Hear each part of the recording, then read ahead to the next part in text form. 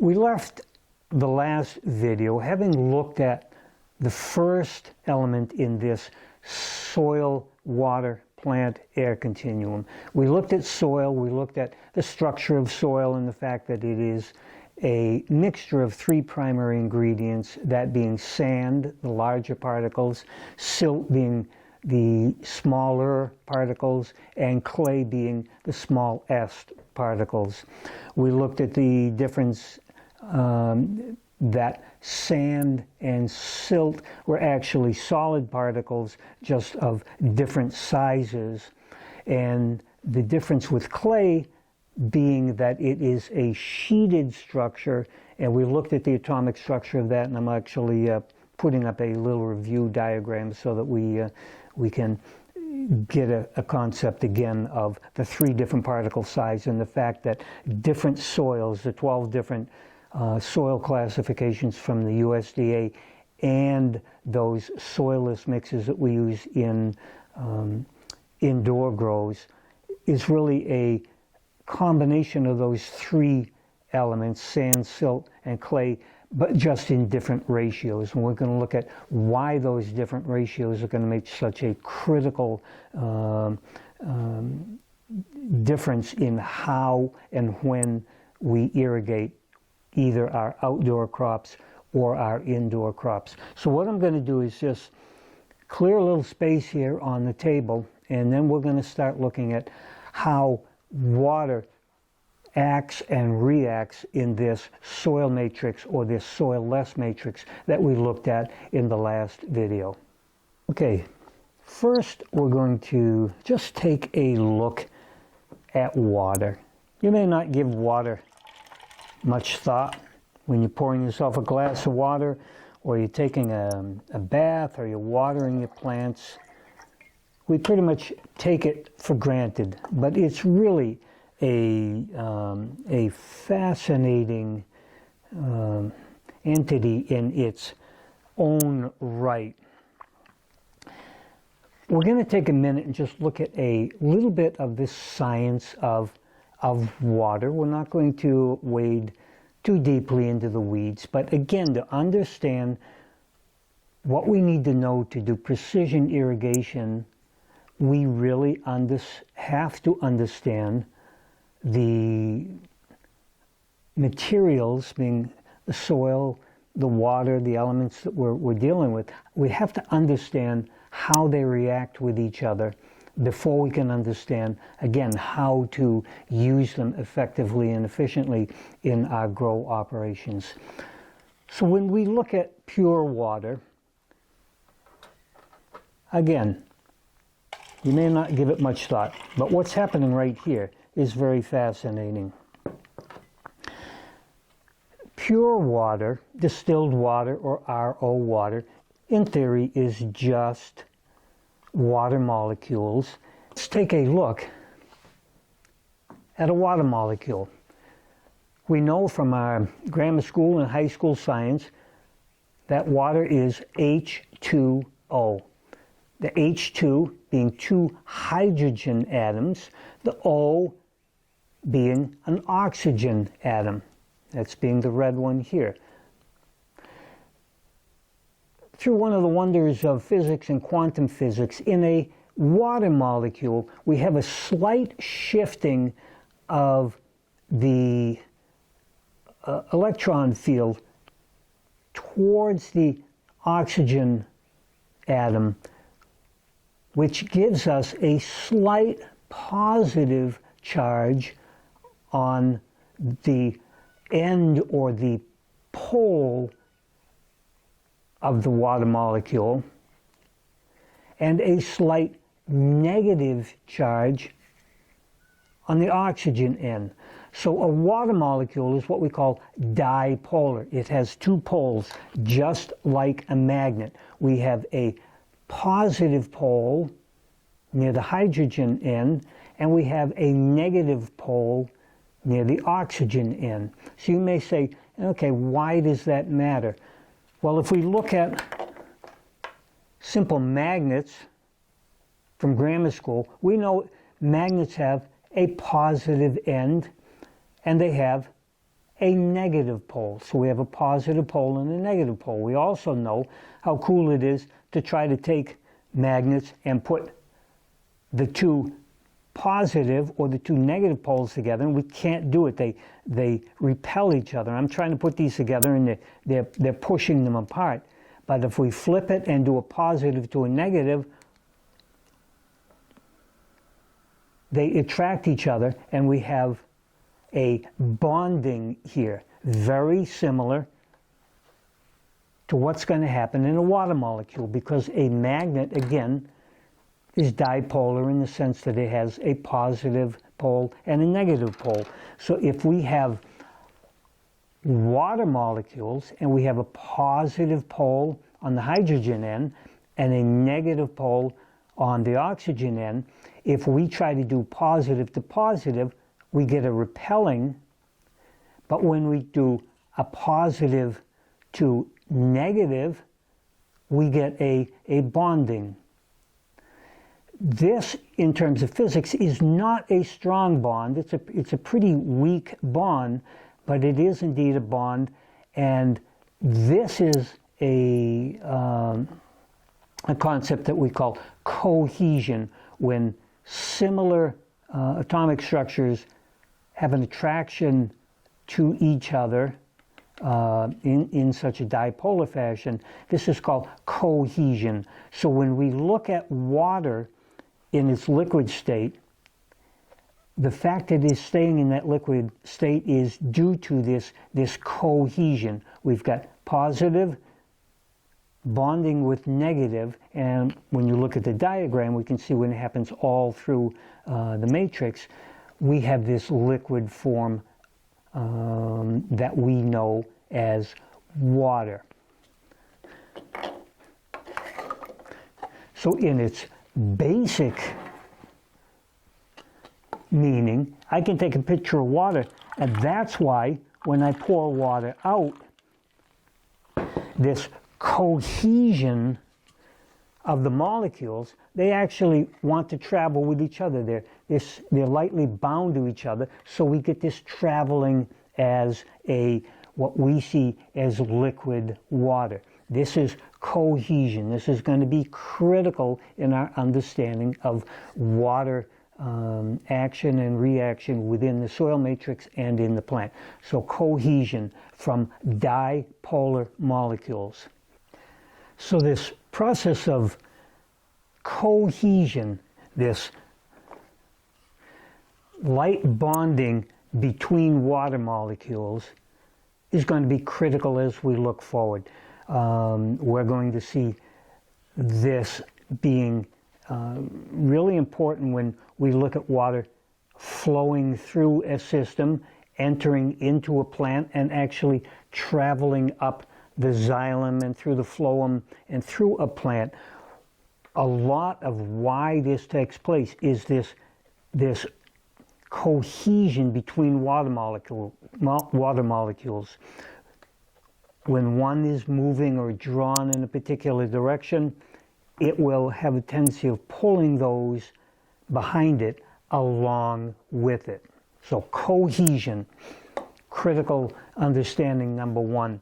So now, let's look at a second principle. This one is called adhesion. And what adhesion is, it's the attraction of the water molecules to a different material. In this case, we're just going to show an example on a plate of glass, but think of this also as a grain of sand or silt within the soil matrix, because this principle of adhesion on the glass is going to be the same when we start looking at sand and silt particles within the soil. So let's take a look at this very quickly. So I'm going to try to take a drop of water and put it in the middle of this glass. Now I'm going to start to tilt the glass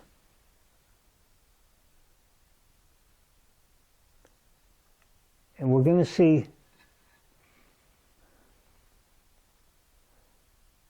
the water water droplet begin to run down the glass. There's a number of things happening here. Number one, we can see that the droplet is staying in a droplet form as it moves down the glass. This is the process of cohesion within the water to maintain that droplet shape. A second thing that's happening is that gravity is drawing this down the sheet of glass. The same thing we're going to see in soil, that gravity is going to want to pull water through the soil. But the thing to look at here is now I'm almost vertical with this sheet of glass, and we can see that the water is still adhering to the glass. The adhesion, the attraction of the water molecules to the glass, is even stronger than the force of gravity pulling the water down the sheet of glass. Some of you may be sitting there saying, yeah, okay, that's kind of cool with it going down the sheet of glass, but what does that have to do with me and my irrigation? Again, the critical thing to remember is that the sheet of glass is actually representing what's happening on the surface of soil particles. That within the soil, we're going to have this tension between gravity trying to pull the water out of the soil, the plant trying to pull the water out of the soil, but we have this adhesion of the water to the surface of the soil particles, to those sand, silt, and clay particles.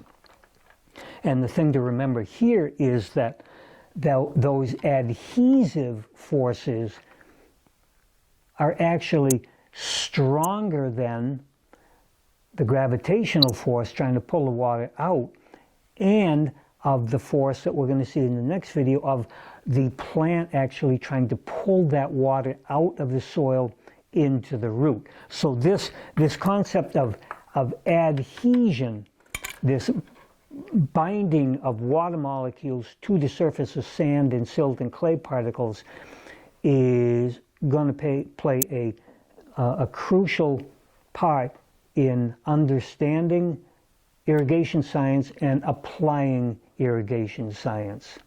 So we've looked at cohesion and we've looked at adhesion. We could look at a number of other processes, but one other that we'll look at is the concept of capillary action. We can look at capillary action in a couple of forms. A familiar one to you is I can take a piece of paper towel. I'm just going to take the paper towel and put it in the liquid, and you can see what's happening. So why and how did the water actually travel up into the paper towel? This simple example of water being drawn up, or you would know it as absorbed, of being drawn up into this paper towel, the process of also called wicking, is the concept of capillary action. We're not going to really get into the physics of capillary action, but again, capillary action has to do with the attraction of this dipolar water molecule to the surface of the fibers of the paper towel, that the water molecule is actually attracted quite strongly up those fibers by adhesion, and it will draw other water molecules with it through the process of cohesion. So capillary action is a combination of this adhesion, the forces of attraction between the water molecule and the surface of a sand particle, the fiber surfaces within the paper towel, and the process of cohesion.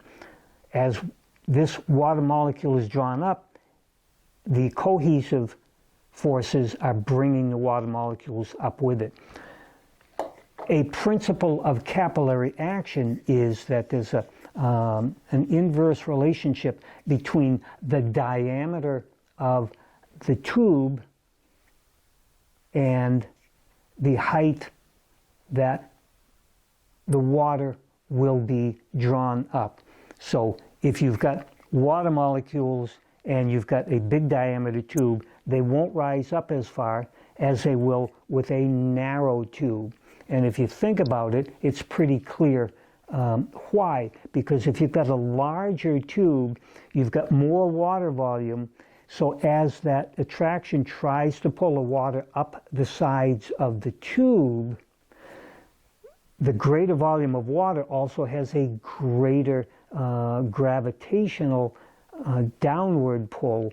So the gravitational downward pull will only allow an upward rise from the adhesion to a very limited level. But if you've got a very narrow tube, those attractive forces will pull it up. You might be thinking again, so what's this paper towel got to do with me? When we look at soil structure, the finer the particles, and particles can also be in a linear format that can actually form capillary tubes within the soil, and you will get this drawing up, this same adhesive capillary force drawing water up into the soil. And as we will see, those forces of the adhesion can be so strong that now, even though the water is there, those adhesive forces are so strong that water may not be available to plants. So we've just looked at a couple of key elements in water. The dipolar structure of the molecule. We have a positive pole with the hydrogen, a negative pole with the water, or with the oxygen atom.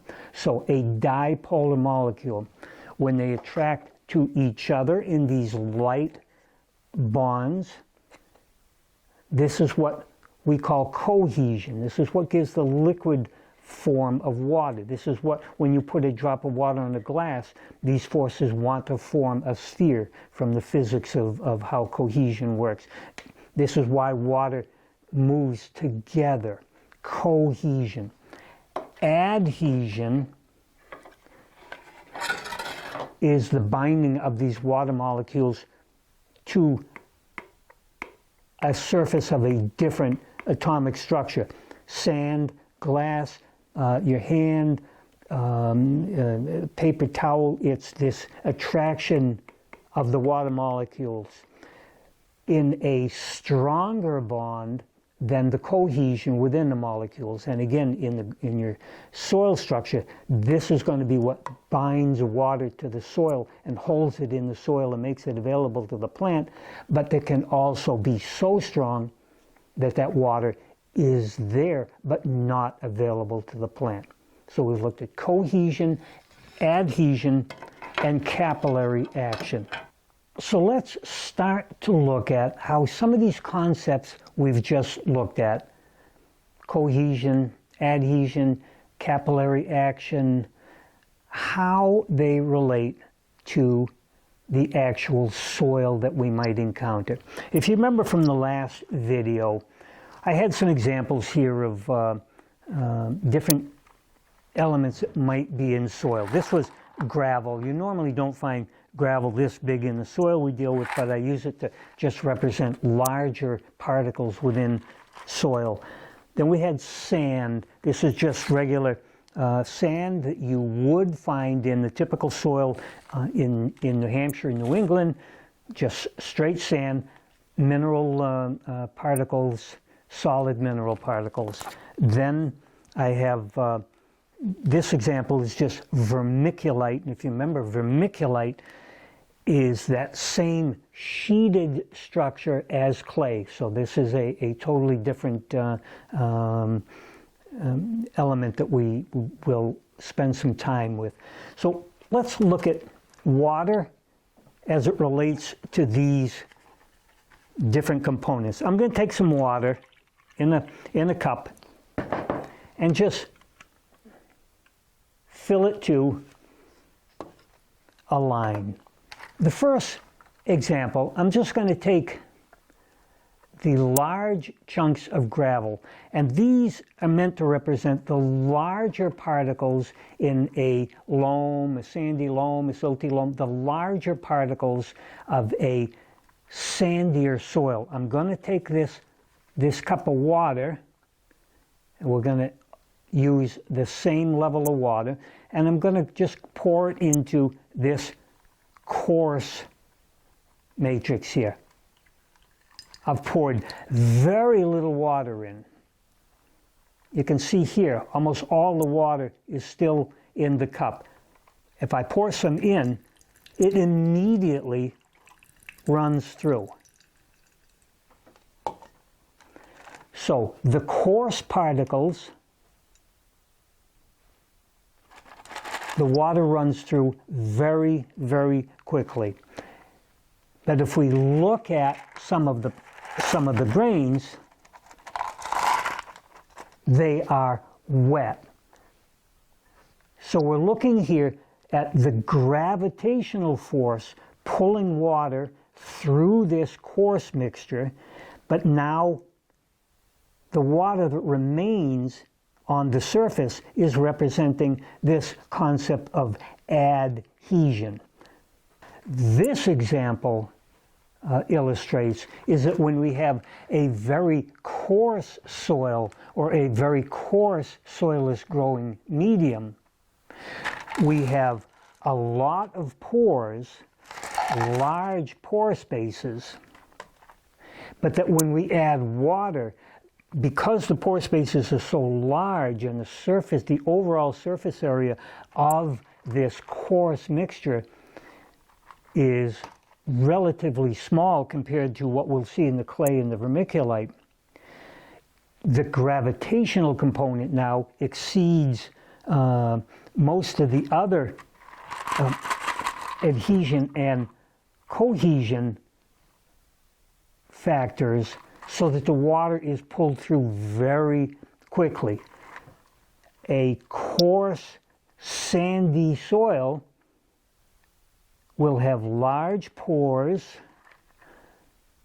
but its ability to retain water is very low because the gravitational component is so heavy and the pores are so large that we end up with very little retained water. We just have the adhesion component on the surface of the grains, but that adhesion is so strong, we're going to see that water on the surface of these grains is actually not even available to the plant.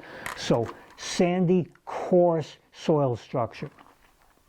This one is just a cup of sand, but in relation to the last cup of gravel that we did, we're coming down the scale of particle size, which means in any given volume, a cubic inch, a cubic centimeter, there's many more grains and a much higher overall surface area. So I'm going to take the same cup of water filled to the same level, and I'm going to start pouring it in.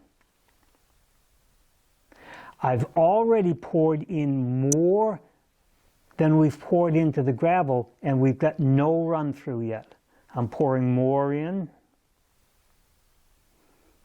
I'm pouring more in. We're just starting to get a little bit of run through, but I've poured in probably 2 to 3 times the volume of water into the same volume. This is the coarse and this is the sand. So in the same volume of soil material, the sand, because it has many more particles per cubic volume, which relates to much more overall surface area, which equates to more adhesion, more adhesive forces, the amount of water that this sample can hold far exceeds the amount of water that this cup of gravel or larger particles can hold. We're going to do the same experiment now with the vermiculite, which will act the same as clay in a field soil. So we've got vermiculite. I'm going to take the same volume of water that we've been using. I'm going to gradually pour some in.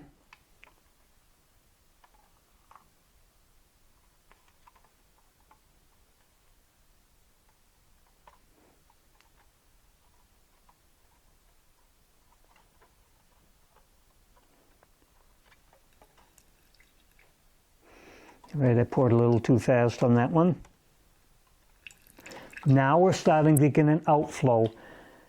But if you look at the amount of water that I've put in almost all of the water from the sample cup into the vermiculite. So why is this able to hold so much more water?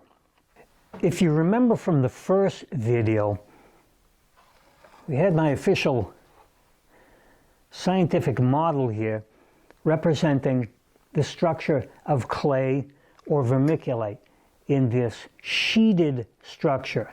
We looked at a piece of mica and saw how we could peel the sheets apart. When we start looking at this sheeted structure, water molecules can fit in between these sheets. With most clay and mica, the distance between the sheets may be somewhere in that 20, 30, 40 molecules, water molecules between the sheets. So we can get water, and we'll see later, other things like nutrient salts in between the sheets here. So when we look at a certain volume, if this were a single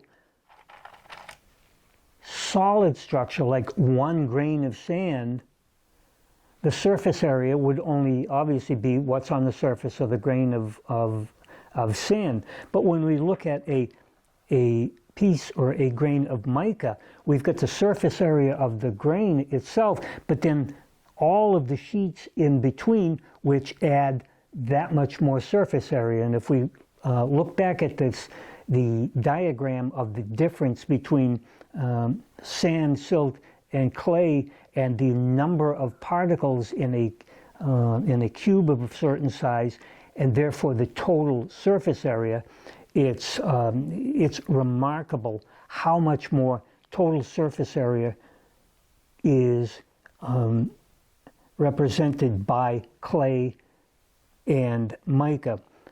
So remember that the water molecules will be attracted to the surface area either of a single grain or the surfaces of all of the sheets.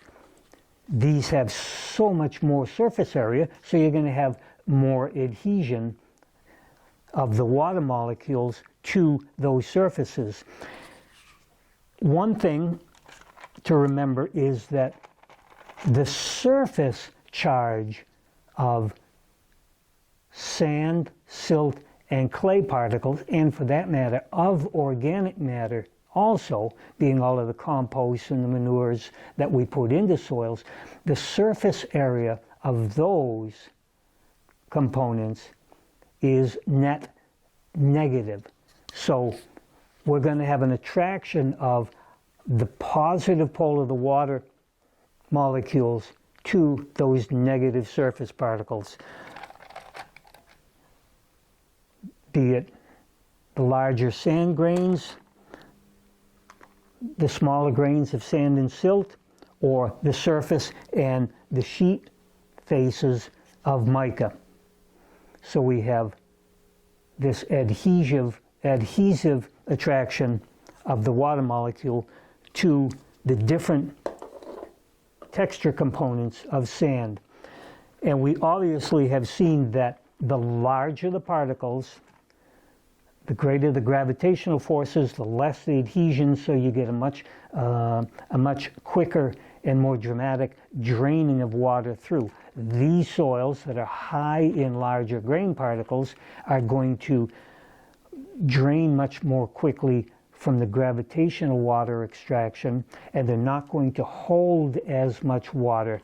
You're going to need to irrigate these coarser soils more frequently, which also means more fertigation, that combination of the water and fertilizer.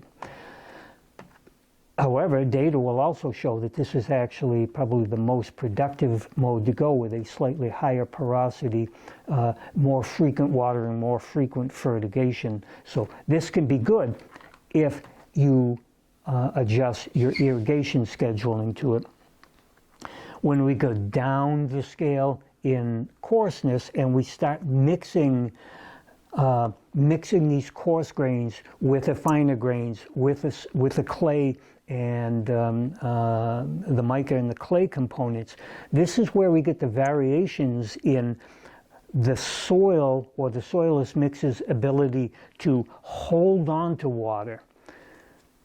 High levels of clay and vermiculite will hold on to water much more aggressively, so we can get more water in here. However, the water that is being held is held much more tightly than the water that is being held in a coarser mix, so that there may be more water in these higher clay soils, but that water is not going to be as available to the plant. We're going to, in the third part of this series, throw a root into this matrix configuration and see how the plant now deals with different soil configurations, different ratios of sand, silt, and clay, and how that is going to affect our decisions on how and when to irrigate. So I'm looking at the clock, and we've been talking science for quite a while. We've covered a lot of material. So I think what I'm going to do is just give you a real quick review and a primer for what the next video is going to be. We looked today at water and some of the physical properties of water, the fact that it's a dipolar molecule, the fact that it has a positive pole, a negative pole, the fact that the positive is attracted to the negative of another water molecule, and this gives us the principle of cohesion, the fact that water molecules want to travel and pull each other along as they go. This will be visible in water droplets that we see, the water trying to maintain a particular shape with surface tension. And this dipolar nature of water also wants to bind with the surface of other materials. When we look at soils, the net surface charge of the material in soils, the sand, the silt, the clay, and the organic matter, the net surface charge in those materials is negative. So we have the positive hydrogen pole wanting to bind with the surface of the soil particles and the organic matter. It wants to bind with those negative sites. We know that when we have water in a soil matrix, we'll have pores, we'll have water in the pores, we'll have some of the water molecules drawn to and binding with the surface of the mineral grains within that soil. So here's a key thing to remember, that in a pore, in a soil pore, if this were a grain, the bonding between the water molecule and the surface charge sites of those particles is strong, and quite strong. As you move away from the surface of the soil particle, that force of attraction starts to decrease. So a molecule or two out, it's still being attracted by the attractive forces of the soil particle, but not as strongly. So you've got strong bond, not quite as strong bond, and then as we get away from the particle, we get a weaker bond that may now actually only be at the level of the cohesion. So that when we irrigate and we fill a pore, we have gravity wanting to pull that down. So the first water that's going to leave that pore due to gravity is going to be the water furthest away from the soil particle. It's going to be these middle of the pore molecules, because the bonding is lower. So they're going to drop away and start filling some of these pores with air. As we're going to see when we add the root will now have to pull molecules, water molecules, away from this, this matrix. And we're going to see that the closer we get to the soil particle, the harder it is for that plant to pull water away. So the structure of the soil, whether it's large particle, coarse particles in a sandy soil, or mid-range in a loam soil that has some clay, some silt, or it's a high clay, how well that plant can pull water away from that water in the pores is going to depend on the strength of those attractive forces. And a large determinant of what that strength of the forces is how close these soil particles are to each other. Because remember, the closer the soil particles, the less free room you have out here. So the closer these strong negative forces pulling the water molecules will be. So you're going to have much less water in those spaces available to the plant. And just to leave you with one term that we're going to look at a lot in the next video, all of these attractive forces that want to keep water within these pore spaces, be it the surface negative attractive charges of the surface of the particle, the fact that some of these particles, soil particles, may be very close together, and we may be getting a capillary action that is very strong. How strong all of these forces are is a concept that is known as soil matrix potential. It used to be called soil suction. How strongly that soil wants to hold on to water particles or to water molecules, and how hard the plant has to work to get those away. So we're going to look a lot at soil matrix potential in the next video, because our understanding of soil matrix potential, what it is and how it functions in soil, is going to be probably the prime factor in how we determine when to irrigate and how much to irrigate. So we've covered a lot. I ask you again to bear with me in looking at this science, because if you're using anything other than science data and science understanding of what's going on in your soil while you make your decisions about irrigating, then you're not irrigating in a precision format, which means you're probably losing money, losing quality.